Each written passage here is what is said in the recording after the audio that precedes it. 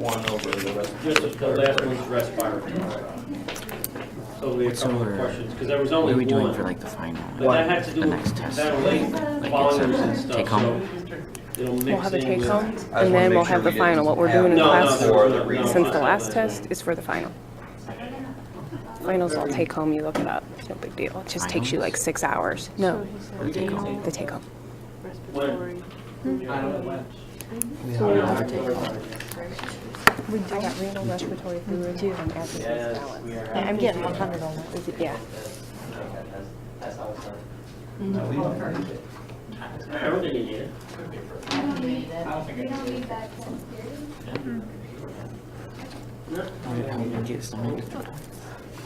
You always have one. You don't get it? I guess not. Oh my God, I You said want that you're more than though. likely not giving a take-home test. I never thought I'd say that, but I want It's it. a magic panacea. As long as it isn't, as long as that zero includes. But I feel better, Dr. Ryan, because I bring it home and I know I'm gonna get a good grade. And I feel better about that. Because when I sit in class, those questions you ask, Dr. Ryan, I know this stuff, because I put in 3 hours of study time. Yeah, but I lectured on the stuff for like 6. Yeah, I know, but I put in 3 hours of study time. And I knew it, but the way the wording, the words you use, you use the words like in the book. Mouth, or it's, they just Yeah, yeah. incomprehensible. When you said ventilation perfusion, that's just words. That's confusing me. And I'm all upset with that. I can't put my shoes on. Can you say breathing duties? I just don't understand terminology.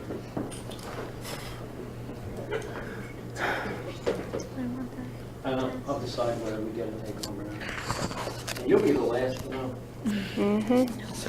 Why are you gonna give it to us Thursday? Here, turn this in next week at the final. Yeah. That'll be good if you're gonna do it that way. Why not? That'll be fun.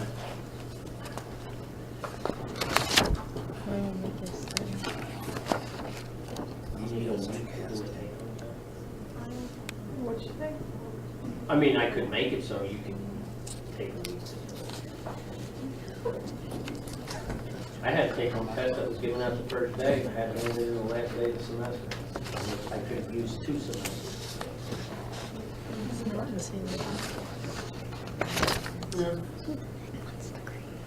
All right, what we want to talk about today, basically what the kidney, along with some other systems, are attempting to control. So we want to talk about fluid balance, which relates directly to electrolyte balance, which then relates directly to pH balance. So this information can be found in chapter 27 of your textbook. And this is why it is at the very end, because then after that you have reproductive motility. This is at the end of the real physiology. I don't count reproduction as a really physiology. What is our definition of homeostasis? An optimal and consistent internal environment. An optimal and constant internal environment. What's the internal environment? Body fluid. And what about the body fluids? Why are they what do we have to maintain about the fluids? What do we have to keep constant and optimal? Temperature, pH, pressure. Okay, so these are what? Physical and chemical properties. Those are physical properties, and then we have to Chemical property. chemical properties. So we're maintaining homeostasis because we maintain the physical and chemical properties of our body fluids.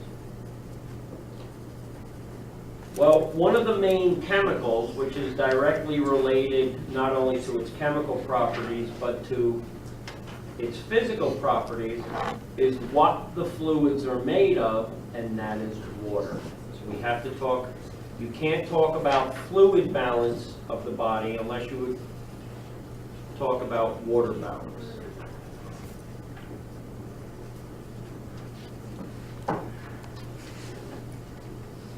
When we take a look at the body fluids, the main one being blood, but any of the others would fit as well.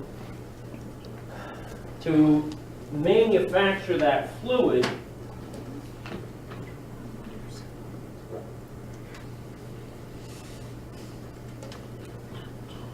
it's going to be made primarily of water. So any changes in water levels will have a particular effect on the body fluids. And one of those big things is going to be volumes. So when we take a look at our body fluids, all right, from a chemical perspective, they're all derived from water, and then stuff is dissolved into it. And then from there, we have to control the water levels as well as the stuff that we're dissolving into it. So that's ultimately what we're going to be discussing today. The picture I have up on the screen is giving us basically a distribution chart of the body fluids, and to some degree the water that I had mentioned, between male and females. Not showing, it's too bright here. In general, our body fluids, or our internal environment, makes up more than half of our body weight. The proportions are going to be different in male and female, but the end result is fluids make up more than half our body weight. Females, in general, are going to be somewhere around 50 to 60% fluid by weight. Males will be higher, up around between 60 and 65. Females have proportionally more adipose tissue, so the cells, the adipose cells, because they store lipid, which basically does not contain water, they have less body fluid. Males have more muscle tissue per pound, which does contain water, so that's why their percentage is a little higher. Now, when we take a look at the body fluids, when we take a look at our internal environment, we can begin to organize the body fluids in compartments. So we're dividing up the internal environment into compartments that contain particular fluids. The largest compartment collectively in the body are when you add up all of the spaces inside of our cells. That's the largest compartment. That's called the intracellular compartment. So the fluid that fills that is called the intracellular fluid. Basically cytoplasm.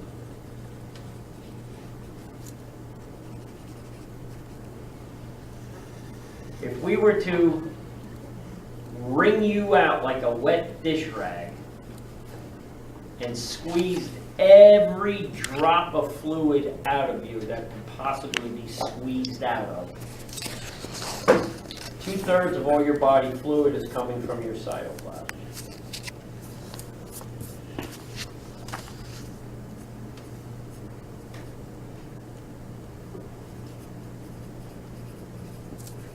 Now, I'm just going to give you kind of rounded off numbers to put this in perspective.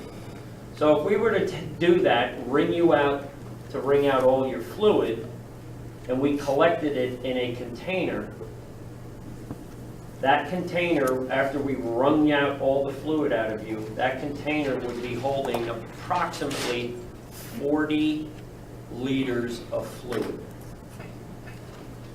40 quarts of fluid, roughly.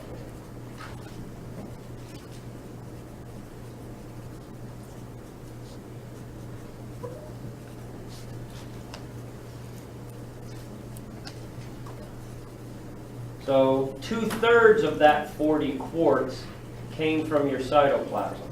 So in the ballpark of about 26 or 27 liters.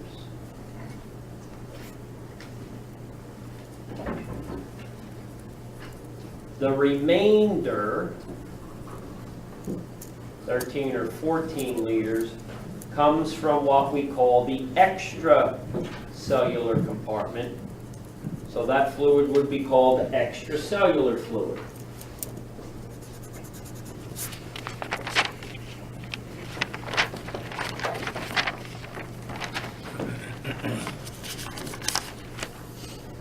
So really, we're naming these fluids initially by the spaces that they're in.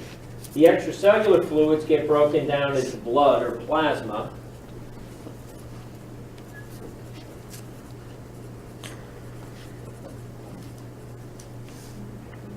And then the fluid that's not in the blood vessels, but it's not in the cells, it's in between, we call that interstitial fluid. And that's the bulk of your extracellular fluid. We have to maintain all of these fluids. If we want to be healthy, we have to maintain all of them.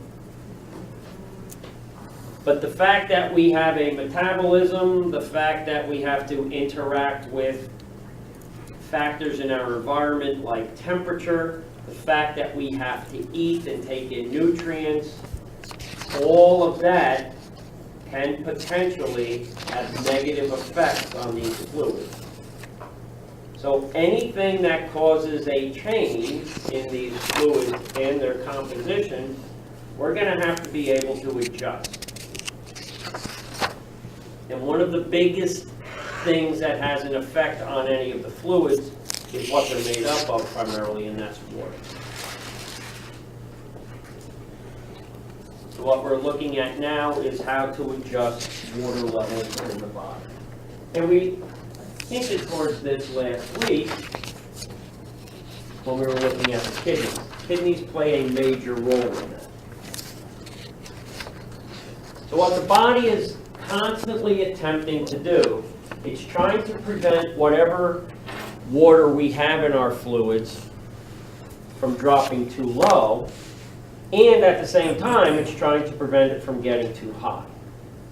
So in other words, the body's constantly trying to prevent us from becoming dehydrated or overhydrated. So everything is a balancing act. When we take water into the body, through whatever means, in physiology, that's called a water gain. Anything that triggers water to be removed from the body, in physiology, that is called a water loss. So in order to keep water levels normal, whatever that is, we have to always balance out our gains and our losses. So you have to look at Plus. where do we get the water from in one instance, and how do we get rid of it in another. So we'll take a look at the water gains. That's this blue chart. You'll notice through the bar graph, I have a bar shaded blue and then I have one red. Notice they're the same height. It's indicating that whatever volume that bar indicates, they're equal. So under normal circumstances, your water gains is matched by our water losses. The net volume in between should not change, and that's what we're going to keep constant.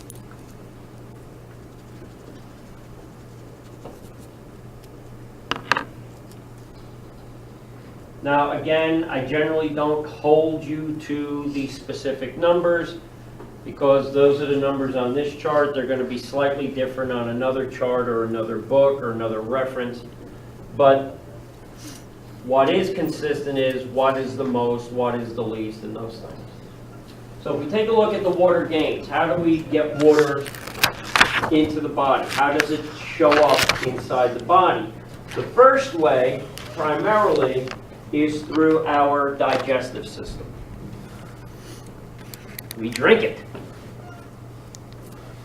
We ingest or we imbibe. I love that word, imbibe. I'm imbibing. I was doing some heavy imbibing. That is the largest water gain that we have. So every time you take a sip of a liquid, coffee, tea, pop, water itself, mimosas, Long Island iced teas, Mm-hmm. Starbucks. That fluid is now in the body and we're gonna have to deal with it. All right, so the largest volume we take in is through our digestive tract. Okay?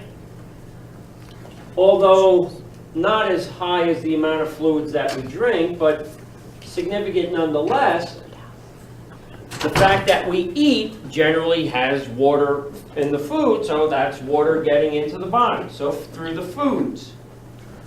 Dr. Ryan, there's no water in food. Yeah, it is. Because I don't like it when it's stale. I don't like the bread when it's stale. I like it when it's soft and bready. The reason why it's soft is because of the water content. The reason why it's stale is because you left it out and it dried out, evaporated.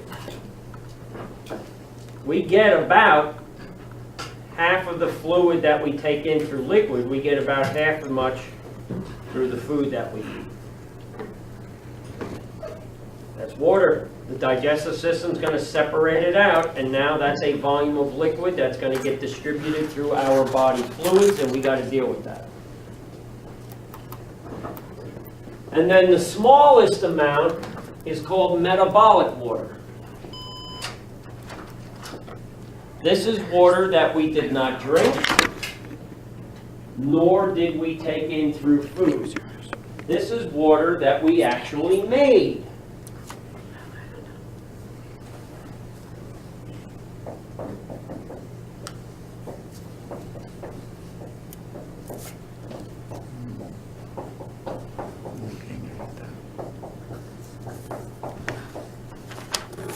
It never goes away.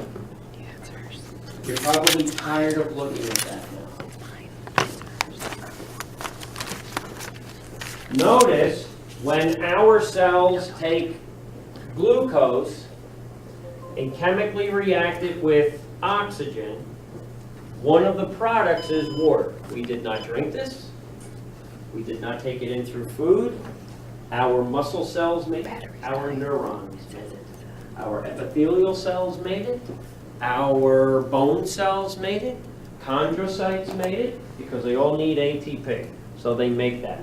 At the end of the day, there's about 200 milliliters of water that our body has made. It's a liquid. It's going to get distributed through our fluids, so now we have to deal with it. So, drinking, eating, and metabolism. Those are the three prime areas where we get our water from. Now, how do we balance this water that we've just drank, eaten, or made? How do we balance it out? Well, if we go to our water loss, you'll see the main way, the largest volume of water we get rid of is through the kidney.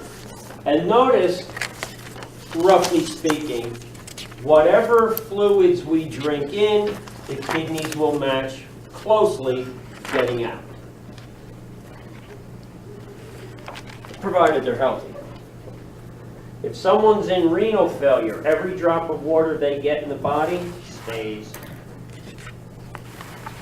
Anybody who becomes oliguric or anuric, what is anuria?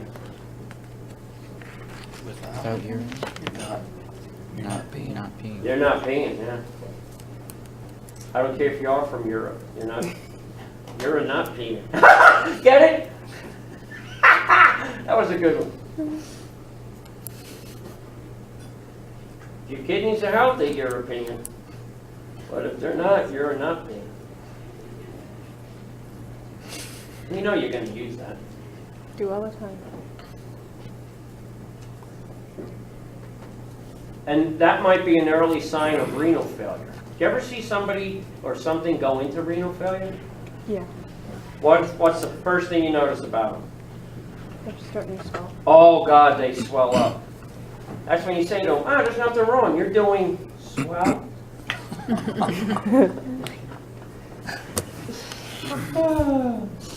Remember when, what's the name, I was married to, her mother went into renal failure. And I was concerned, I said, hey, you call the shots now. Do you want her, or do you not want her? What? I said, do you want her, or do you want her not want her? Because they're gonna ask you, should you do this, do that, because she was going into renal failure. Do you want her to die? Do you want her home? Do you want her to drive you out of your freaking mind by living? Or can you suck up the guilt a little bit and be done? You. Okay. Giving you a shot here. As soon as you start renal failure, if they don't adjust it, you're not long for the world. Want a home. All right, then tell them to do this. First thing you'll notice, I mean, their eyelids will swell shut. They can't even open them because they're so freaking swollen. Because now the body says, we're getting this fluid in here, I got to start putting it in spaces I don't normally put it. Like those kooks, those coupon kooks. When they start getting the 58,000 toothpastes, the 48 things of gallons of bleach coupon, they just buy the freaking stuff. And then they got to find a space for it. Same thing with the water. If you're getting it, it's going to have to find a space for it. So one problem is they start now filling up your lungs, and that's not a normal space.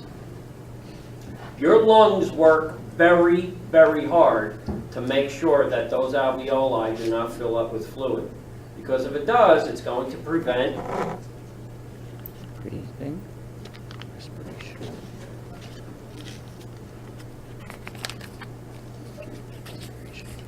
what? Breathing. Which is called, Respiration. not respiration. Exhalation. Oh, no. Inhalation. Inhalation and exhalation. Cellular. That's cellular respiration.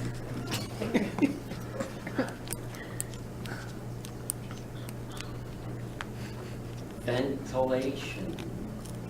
One of those shots. If you can't ventilate the alveoli, then you can't carry out external respiration. You're screwed. We have the right concept. Blood flow through the lungs is at the perfect speed. So it's going at the right speed, so any water that's in that alveoli, the blood flow kind of creates a vacuum and takes the water out of the alveolar space into the blood. So this is why if you get congestive heart failure, what starts to happen? What do your lungs fill up with? Water. Water fluid, because the blood has slowed down. So that's why I'm saying you always got to match your breathing rate to the flow rate, to the perfusion. Always. Always. Okay? So kidneys, they go a long way to make sure that fluids don't build up. Another area we get rid of fluid, this is called the skin. And the skin will get rid of water two ways. Through insensible perspiration and sensible, which means logical.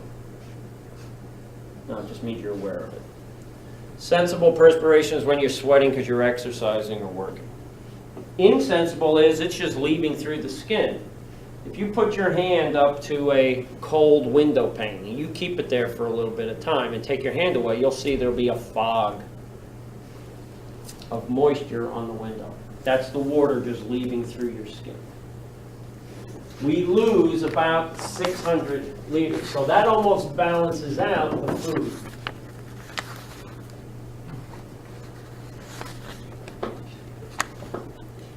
The other two areas also lead to the exterior of the body. The lungs, so we get rid of some there. And then the GI tract. Now, any problem with the systems on that water loss can increase or decrease your water loss and throw you out of balance. So we just saw what would happen if your kidneys failed. But what about the skin? Let's say you're out playing around with fire accelerants. And they're usually in a container to close it off from the atmosphere, but you're going to have to bring that container's contents fairly close to a flame. And occasionally the container you spill over. But you still want to play around with it near that flame. So, forgot you got some on you, and now they're like the freaking scarecrow. So they take you to the little children's joint, and now they've got burns, second and third degree burns over like half their body. They're probably not going to do very well. Because now without the skin, you're going to lose way more water. And that's usually what kills them. They'll dehydrate, go to renal. That's why I leave this, when they were little, I used to leave the handles of the stove out over like the floor. So if they walk by and bump it.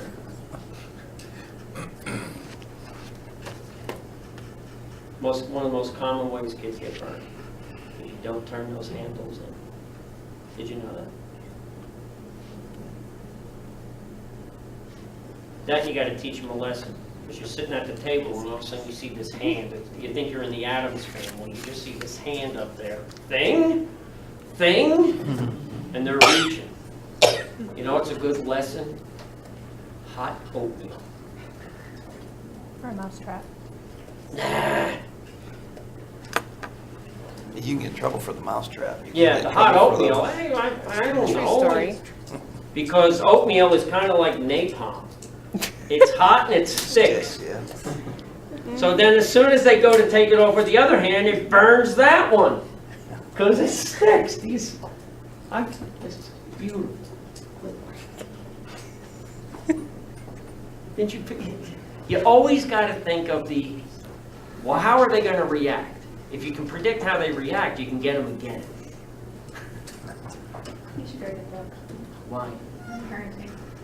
These golden gems, and I don't think any of us write them down. You should write a book. I'm taking notes. That's number 491. Wasted torment. Torment, it's not even torment. I don't even know what I would call it. The Anarchist Cookbook. What? The Anarchist Cookbook. That's Abby Hoffman, he's already got one of those.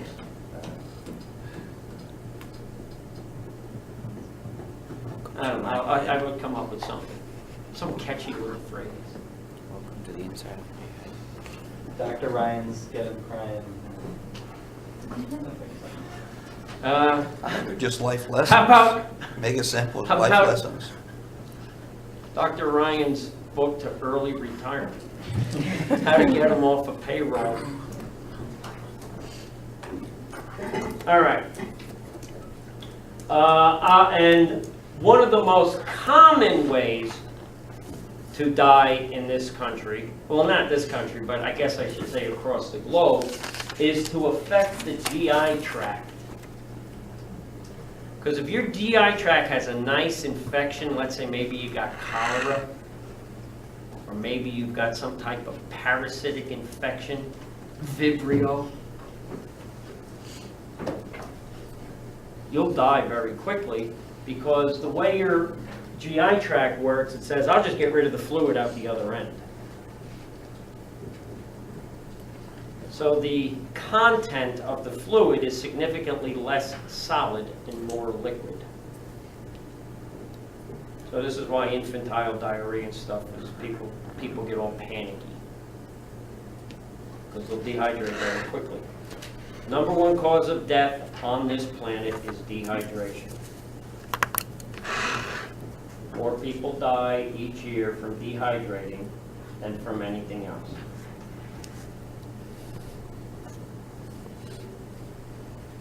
And you know who most of those people are? Old people and Old people and kids, the little children. That's why they got the rainbow. So, where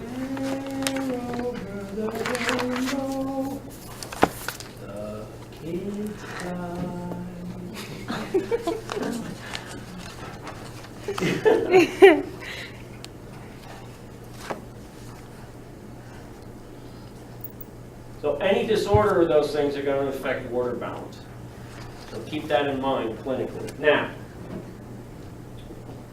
the primary concern that our body is, I guess the default, let's say, is dehydration. It's very difficult to overhydrate. It's very easy to go into dehydration. So most of our defense mechanisms are trying to prevent us from dehydrating. We do have ones that will prevent us or attempt to prevent us from overhydrating. But the primary problem is going to be dehydration. It's just easier to do. You have to work to overhydrate unless you're in a hospital and the healthcare staff are idiots and they hook you up to an IV and then forget that you're hooked up to it and can't tell that you're all swollen and your eyelids are shut and you can be blindfolded with the string on a tea bag. But that's rare. That's rare. Usually it's dehydration. So, in general, what's the mechanism that we have to prevent this from occurring? Well, if we dehydrate, we're going to lose water in the blood. The loss of, because blood's 92% water, so it's sensitive to water changes. So a couple of things will occur when that happens. Number one, the blood gets thick. So its viscosity, or what is called its osmolarity, increases.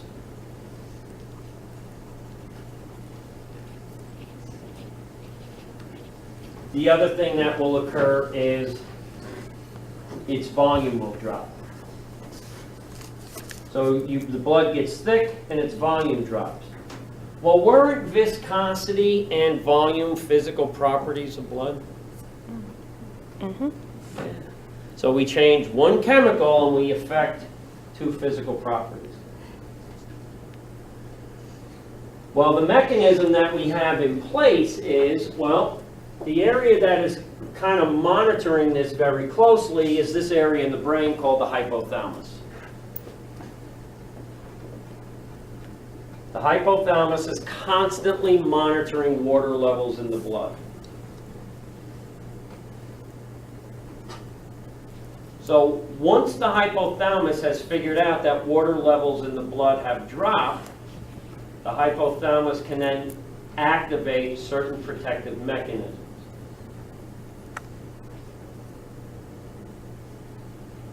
One thing the hypothalamus will do is it will activate an area within itself called the thirst center.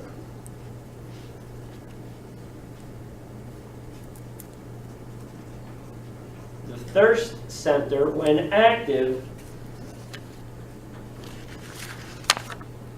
will trigger you to begin taking in water. So you get thirsty, you start to drink. And generally, fairly quickly through that way, we start to negate the dehydration. So basically what the hypothalamus in this instance does, it triggers a water gain process. It triggers you to imbibe. The other thing it can do, and this is because it's connected to the pituitary gland, not only has it initiated a water gain process, it can decrease a water loss process.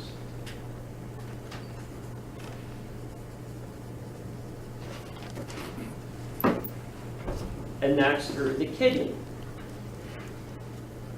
So, in essence, the hypothalamus can begin the process by which it tells the kidney to produce less urine. If you produce less urine, then you're going to retain fluids. And the hormone that does that comes from the posterior pituitary. What's it called? ADH, you bet. So now we're back to that. So ADH tells the nephrons to produce less urine. It doesn't say stop, it just says produce less. So ultimately what antidiuretic hormone will do is it causes more water in the nephron to be put back into the blood, but will still get rid of waste product.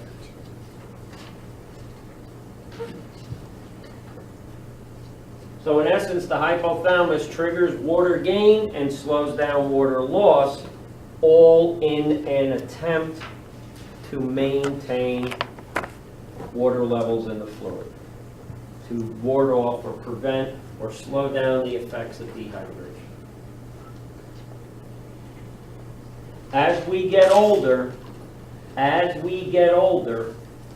this system becomes less and less sensitive.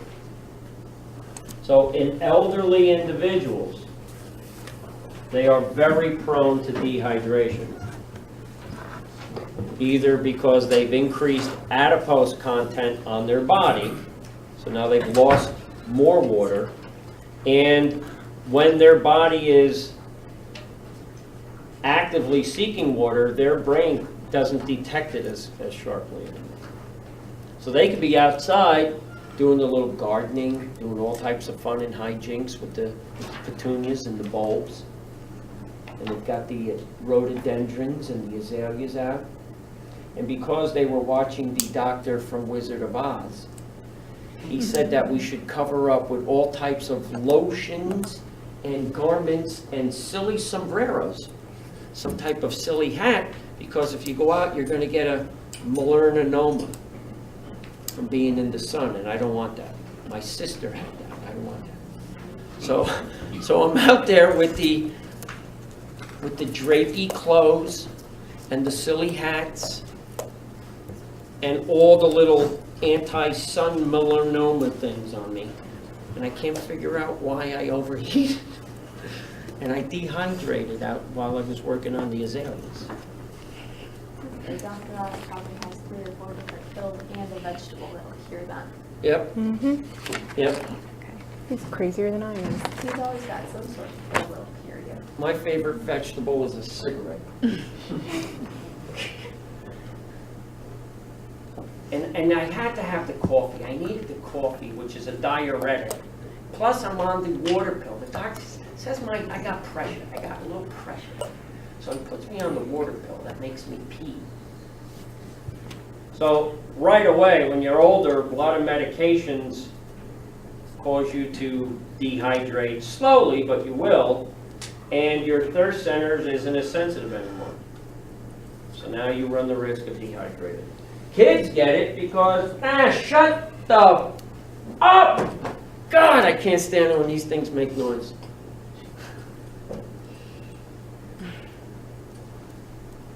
Because they can't get up and go to the refrigerator and get their own beverage. You have to bring it to them, and that's annoying.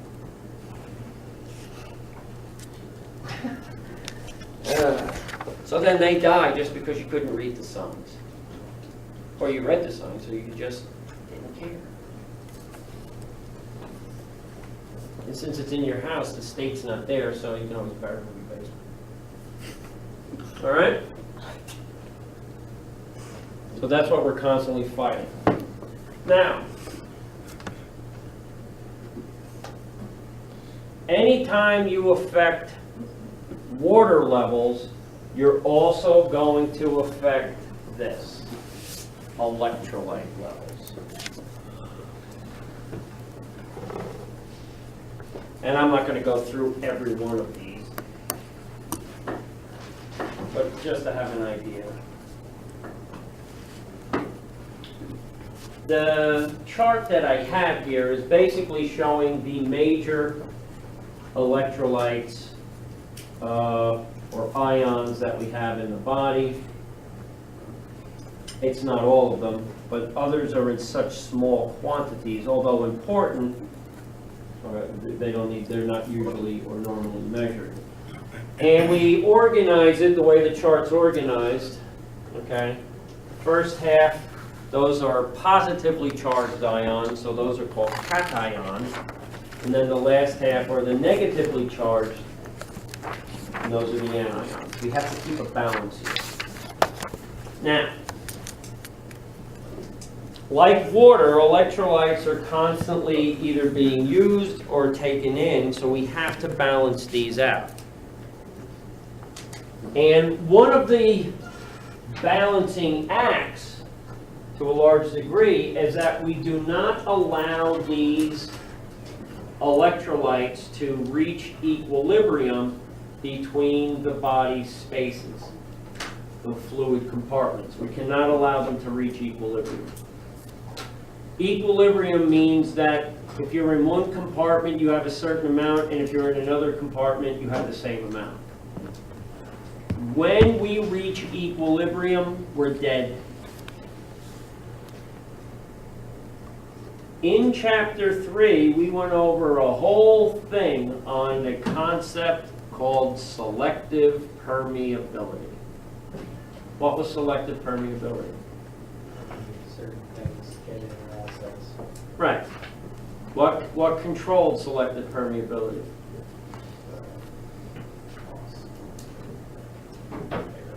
Which is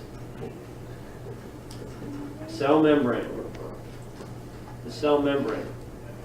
Separating every one of the compartments is generally going to be a cell membrane. So what separates the intracellular compartment from the extracellular compartment? Cell membrane. So through this membrane selective permeability mumbo jumbo, we will not allow the electrolytes to reach equilibrium, and that's absolutely crucial. So to illustrate that, let's take a look at sodium. On my chart here, if we go to this key, the yellow bar represents cytoplasm, the red bar in the graph represents blood, and the blue represents interstitial fluid, extracellular fluid. I'm looking at it from extracellular and intracellular perspective. Outside the cell, inside the cell. I know there's three things, but I'm going to lump two together, blood and interstitial. We'll assume they're the same. So if we look at sodium, if we look at the amount of sodium inside a cell and compare that to what is outside a cell, we see they are definitely not in equilibrium. Most of the sodium in our body is found floating around in the fluids outside the cells. We cannot allow them to reach equilibrium. We can't allow them to be equal in and out of the cell. If we do, that will eliminate any movement that we use as to our advantage. So if we allow the amount of sodium out of the cell to equal the amount inside a cell, and that cell was a neuron, would that neuron be able to generate an impulse? No. Because what allows the sodium to go in to depolarize is that there's very little inside and a whole lot outside. So when those gates open at the right time, sodium flushes in, and it causes that discharge, that action potential to take place. And then what do we spend ATP doing after the discharge?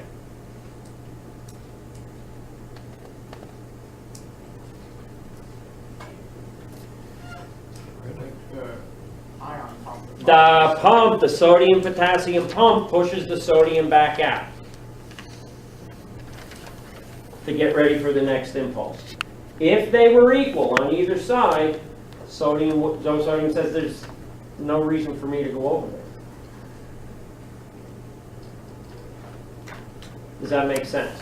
So we cannot allow that to occur. Let's take a look at potassium. Notice the amount of potassium in the cell and the amount of potassium outside the cell. Notice there's way more potassium in than out. Well, after sodium rushed in, what ion then rushes out of the neuron? Sodium. to repolarize. Sodium depolarizes, potassium Repolarize. repolarizes. So what's causing the potassium to flush out of the cell is that you have such a large amount in and very little out, it goes out. If the neuron did not repolarize, that's like reloading the gun. We would generate one impulse and then that would be it. Make sense? Calcium. Notice the amount of calcium either in or out of the cell. There's not a whole lot. And calcium is the most abundant ion in our body. But the problem is it's not in our, well, the good thing is it's not in our body fluids, it's in our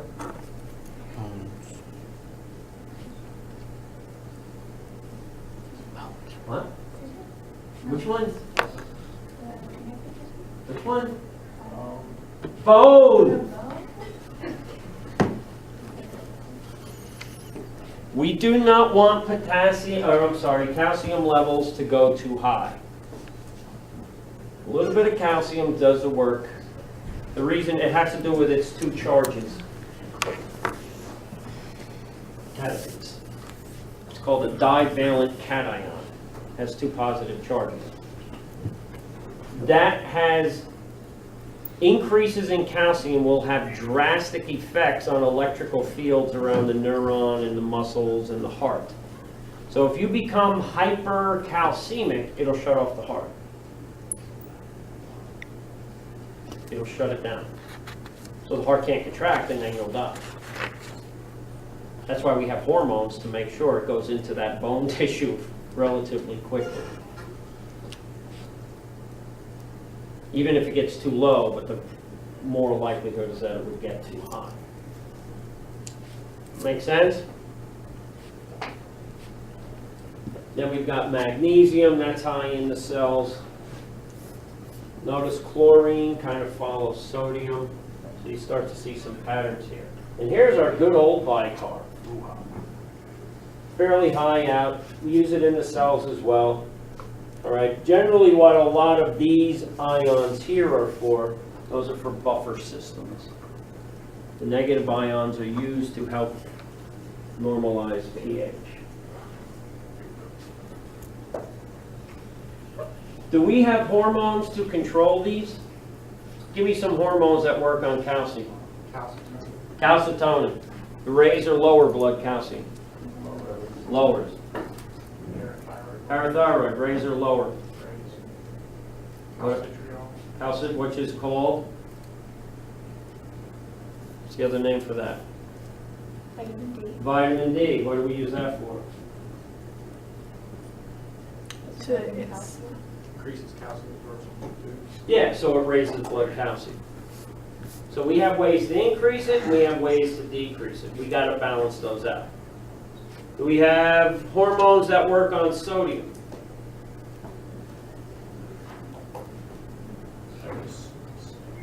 Also, now we're reviewing chapter 18. That's why this chapter is at the end of the book, because you have to know all these other things to understand what they're talking about. Aldosterone. From what gland?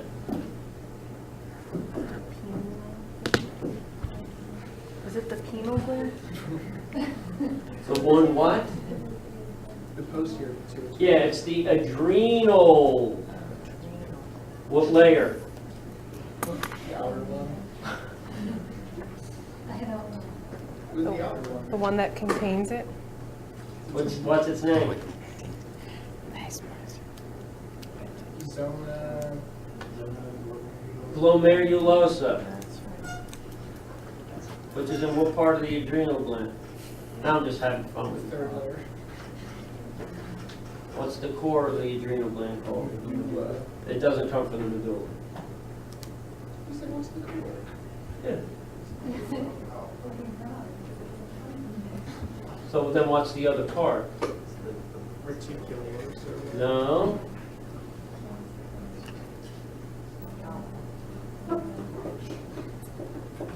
So if I put a question on. Vesiculata, wasn't it? No.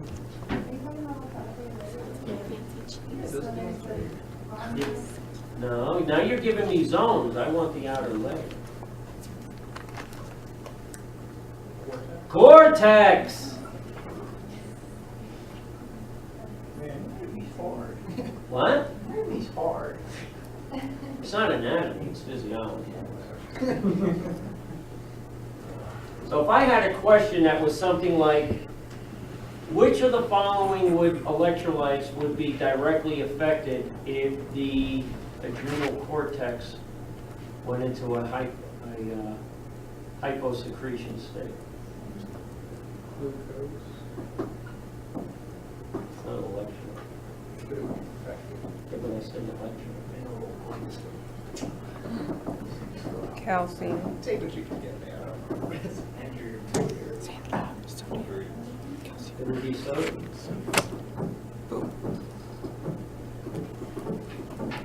Mineral corticoids, aldosterone. I'm gonna fail this. I hate this. Who in here has the Addison's disease? Oh, okay. Well, that's that case study. You screwed up. I would have given you a whole big thing on it right there. Nah, I hate multiple sclerosis. Screwing that for Funicello, whatever the hell her name is. Those stupid Mickey Mouse ears. That's what you get. You put on that stupid silly hat, you get MS. MULTIPLOE sclerosis.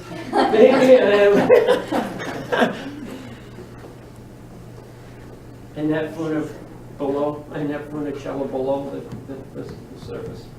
All right. Now, by controlling water levels and electrolyte levels, we now have a direct way to control pH.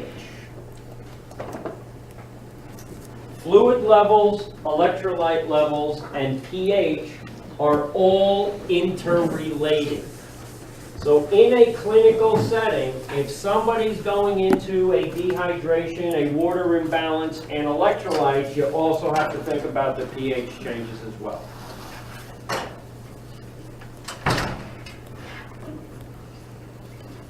Now, our pH that we generally correct is going to be by way of the blood.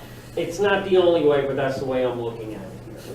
So blood pH is 7.35 to 7.45. If you go below 7.35, you go into acidosis.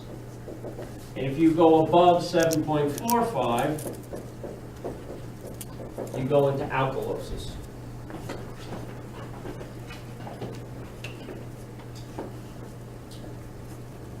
And there's a bunch of types of acidosis. So for example, you can go into metabolic acidosis or respiratory acidosis. Metabolic alkalosis, respiratory alkalosis.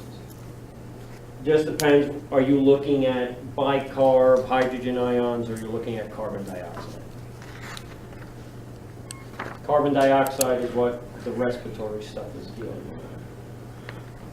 Now, pH, just like anything else, is constantly under attack. And it's under attack primarily from two areas. Area number one is our metabolism. The fact that we have to stay alive and have chemical reactions, we produce waste products. Most of those waste products are acids. Uric acid, lactic acid, and those things.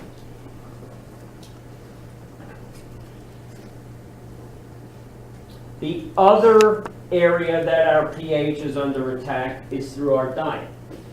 Most of the foods we eat are acidic. And one reason is because by making them acidic, it decreases bacteria growth on them. So many of the food preservatives and stuff like that are acidic. But some natural foods are just naturally that way. So for example, orange juice, citric acid. Tomatoes, citric acid. pH of orange juice is between 3 and 4. Coffee, pH of 5, so that's an acid. T, around that, an acid. The thing in tea, does anybody know the acid in that? Tannic acid, yeah. If you look at food ingredients and you see anything that ends in ATE, it means that it's an acid. That's a chemist's terminology lingo. It means it ends in an acid.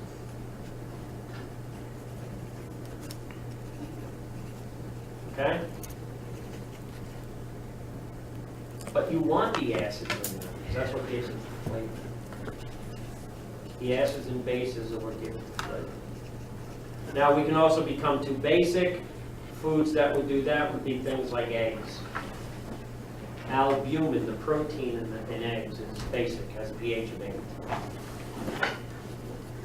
So, anything we eat nutritionally is going to be in an acid or a base form, and it's going to get into our bloodstream. Thus, it's now in our body fluids, and we have to deal with it. So once it gets into the fluids, we have 3 primary areas, mechanisms, processes, however you want to call it, that help to neutralize, or if they can't neutralize, prevent them from becoming a problem, the acids and bases. The 3 main areas are, that correct for it, are blood, respiratory system, and the renal system, kidneys.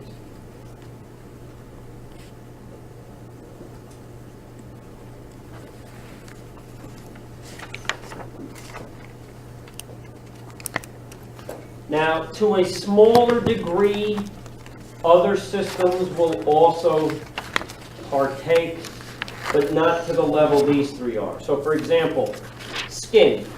Skin can take certain acids and very slowly get them to the surface of the body, but it's very slowly. Okay, so we can get rid of them that way. The digestive tract can get rid of some, but it's not going to be a whole lot.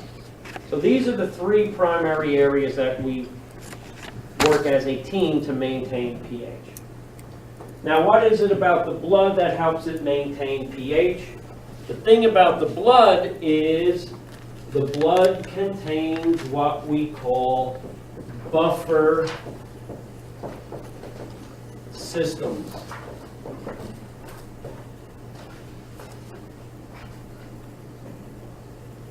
The blood contains a buffer system. It actually contains a bunch of them. A buffer system is a system that will convert acids, strong acids to weak acids, and it will convert bases, strong bases to weak bases. So what a buffer system attempts to do is neutralize the acid or a base.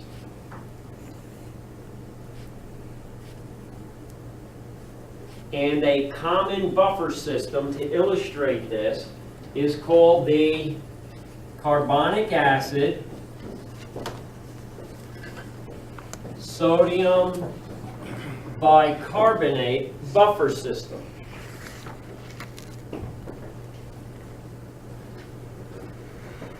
Buffer systems are usually a working pair of an acid and a base. So carbonic acid, which we looked at today in lecture, here, and then its friend here, sodium bicarb. Let's say, for example, I don't know, you drink hydrochloric acid. I don't know why you would, but let's say you do.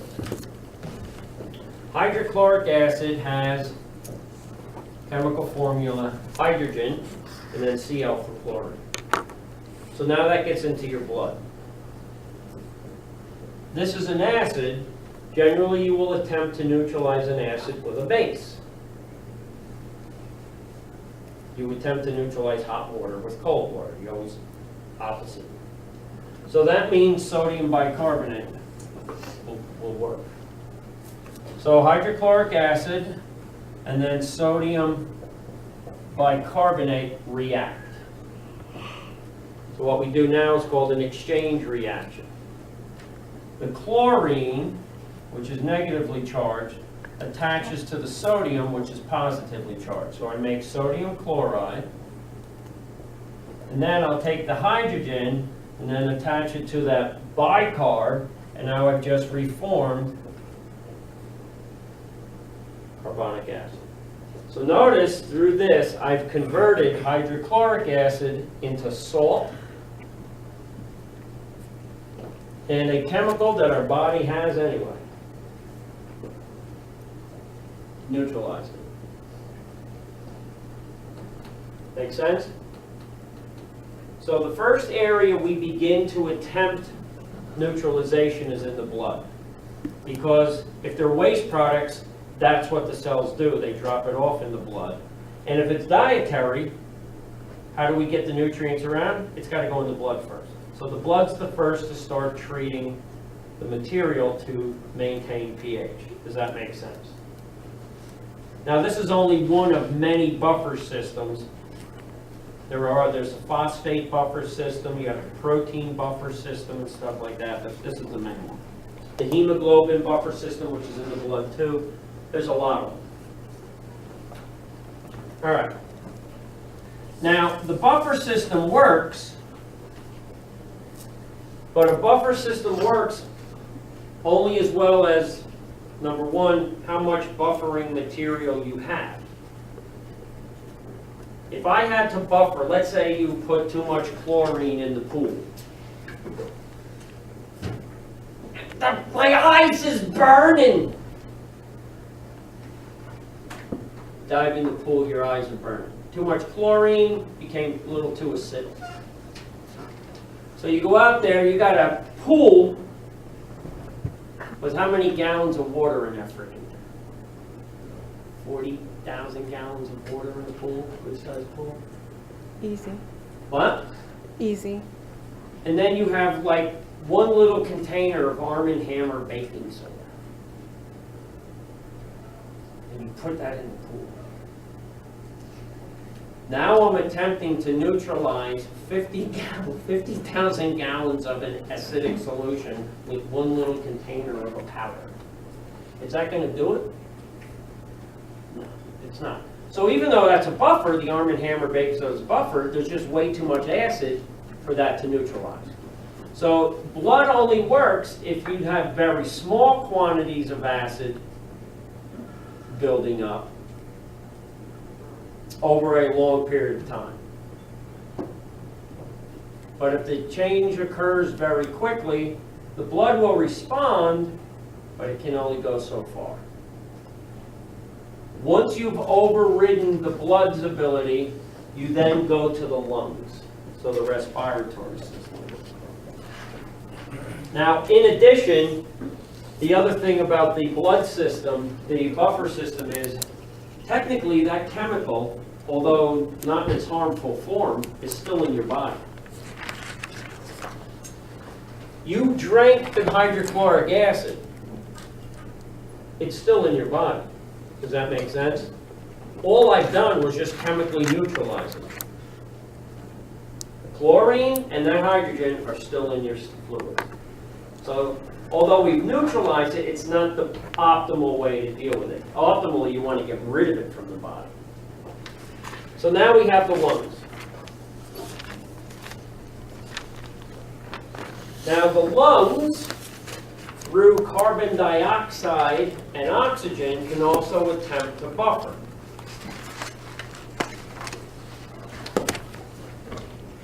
But under most circumstances, although this helps, you're still not getting rid of the acid or the base. Technically, what the respiratory system is doing, it's saying, I can't get rid of the hydrochloric acid. I can't do that. I can't do it.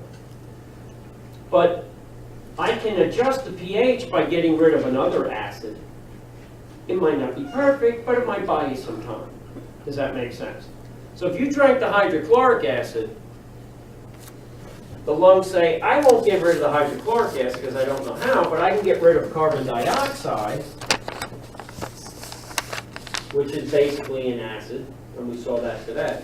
So I'll get rid of the carbon dioxide. So all I'm doing is just getting rid of something so it doesn't make the pH any worse. And if I get rid of it and it goes up, well then, woo! Happy. I'm all happy. I'll breathe easier.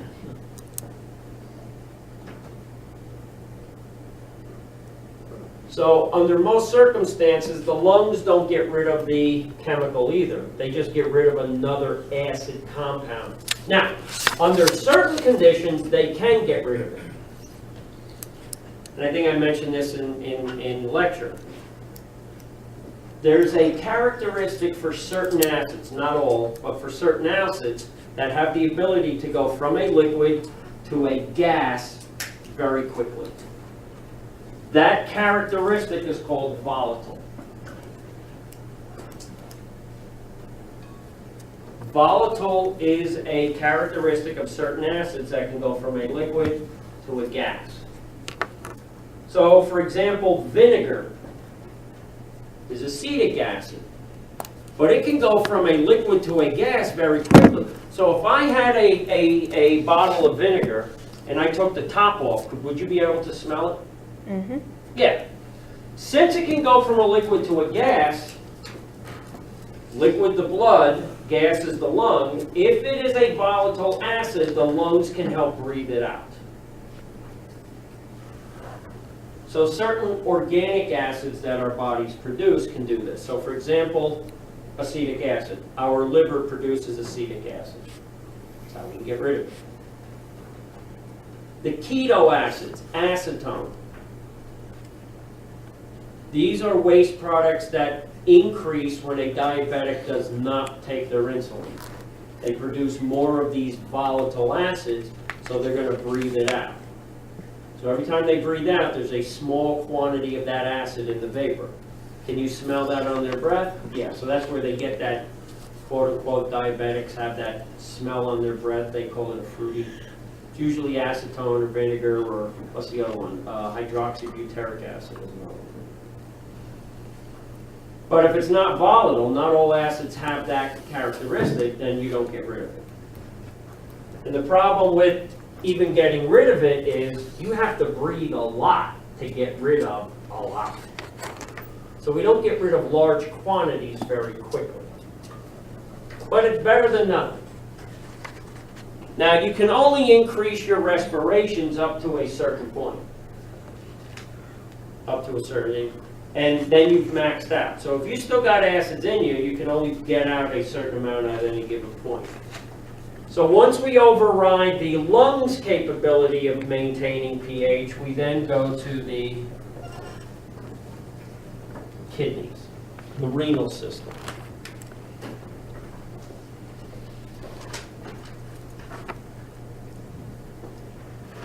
And here's where the kidneys shine. The kidneys can do two things at the same time, which are beneficial. At the same time, okay, when the blood that contains that acid gets to the nephron through that process I listed last week, tubular secretion, it will be able to remove that acid, that waste product, and put it into the urine directly. So we're now, once we've removed it from the blood and put it in the urine, we're now out of the body. That's a good thing. At the same time that the kidney is removing the waste product, the acidic waste product, look what it's pushing into the blood at the same time. It's pushing in bicarbonate. So at the same time it's removing it, it's putting in a buffer.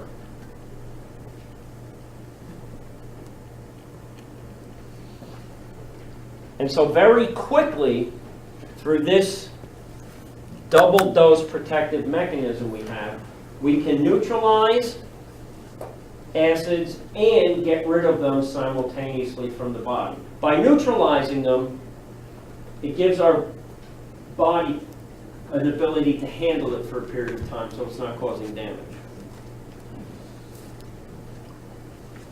So very quickly, the kidneys can get rid of large quantities of acids or bases from the body.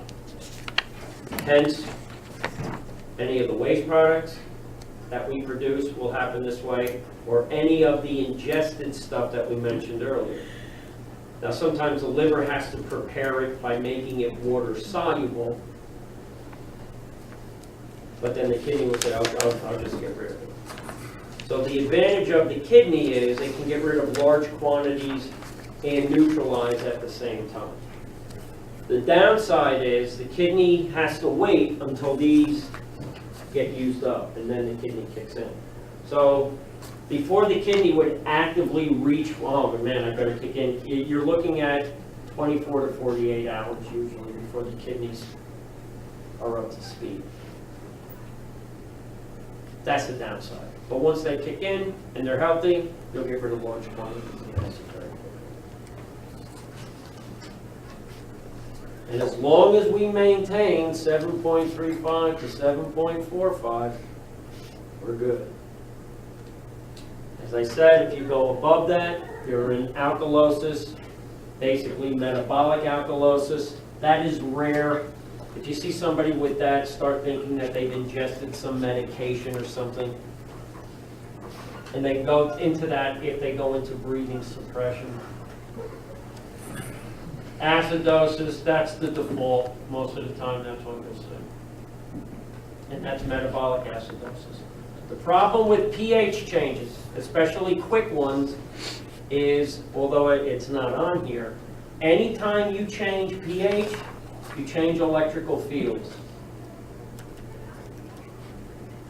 Acids and bases are directly related to electrical fields. So that means you have a direct effect on your muscles, your heart, your pacemaker, your conduction system, and anything with a nerve, brain, spinal cord. And to make that connection, the example I use to illustrate the connection between acids and bases and electricity is, what's in a car battery? Battery at. What's in those Duracells? Acid. Not acid. Those are called what kind of batteries? Oh, the alkaline. Alkaline. So if you change that, you're going to change your nervous system's function and your cardiovascular function, and to some degree, your glands. We don't talk about it, but glands have electrical charges around them too. That's how they can react with the nervous system. So that means secretion functions would be affected and stuff like that. That's why we maintain pH. Also, enzymes, proteins. If you want to see what happens to a protein, take vinegar. Okay. I hear a bump and then I hear on the floor. If you want to see what happens to enzymes or proteins in the body, just take an egg, crack it, and pour it, the egg white anyway, into some vinegar. And just watch what happens. You're going to see it start to thicken and congeal. So that's why buttermilk's thick? Yeah. My daughter put the whole egg with the shell in vinegar, And it makes left the it in shell there. soft. Yeah, and it basically just It leaches out the disintegrates. calcium. It Yeah. takes the outer, it turns almost into a rubber membrane if you leave it in long enough. Like the egg itself will like congeal inside. Yeah. It's like the outside gets soft and rubber, and then the inside hardens up. It's kind of cool. So that's why you gotta, it'll, basically what that's called is you denature the protein. When you denature a protein, you break it up, it no longer works. So you can do that. That means you might not die, but now you gotta wait for your body to make that protein again. And if the pH hasn't changed, as the body is making the protein, it's gonna denature. So that's why you gotta correct pH changes very quickly. If not, well, nice no. Or not nice no. Any questions?